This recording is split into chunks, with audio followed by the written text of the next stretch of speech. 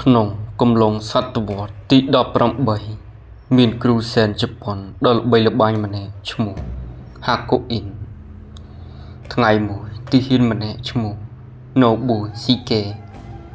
បានមកជួបគាត់ហើយសួរថាតើពិតជាមានឋានសួគ៌និងឋាននរកមែនឬអ្នកជាអ្នកណាហាកូអ៊ីនសួរខ្ញុំជាសាមរ៉ាយ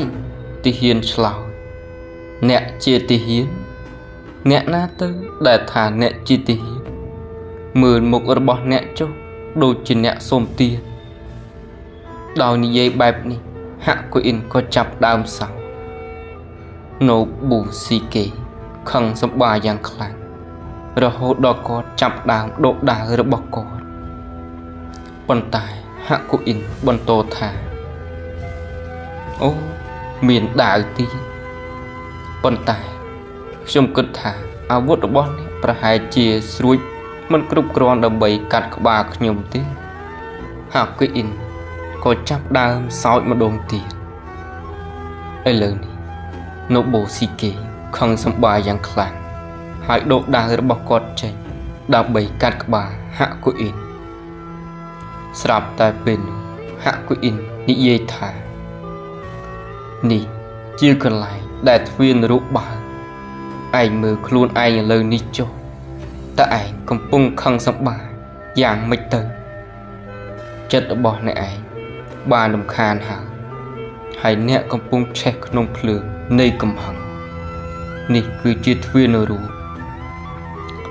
ដោយលើពាក្យទាំងអស់នេះរបស់ហាកូអ៊ីន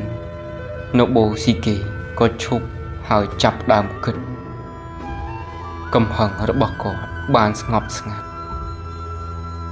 គាត់បានបោះដាវរបស់គាត់ចោលលុតជង្គង់ចុះហើយអោនគោរពហាកូអ៊ីនជាសិស្សស្រាប់តែពេលនោះ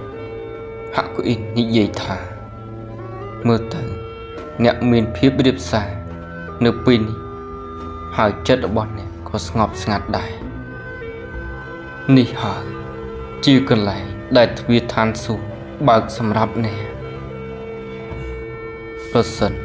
បើយើងមើលក្នុងជីវិតរបស់យើងនឹងឃើញថាមនុស្សតែងតែគិតថានរកនិងឋានសួគ៌គឺនៅខាងក្រៅឬនៅខាងលើនេះប៉ុន្តែតាមការពិតនរកឬឋានសួគ៌មិនមែននៅខាងក្រៅទេតែវាស្ថិតនៅក្នុងខ្លួនអ្នកនៅពេលណាដែលមានកំហឹងការច្រណែនការអាក់អន់ចិត្តលោភលន់ឬអំនួតនៅក្នុងចិត្តរបស់អ្នក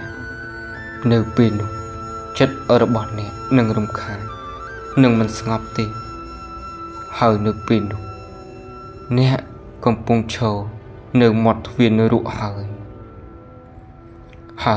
នៅពេលដែលចិត្តរបស់អ្នកពោរពេញដោយសេចក្តីស្រឡាញ់ភាពរៀបសារ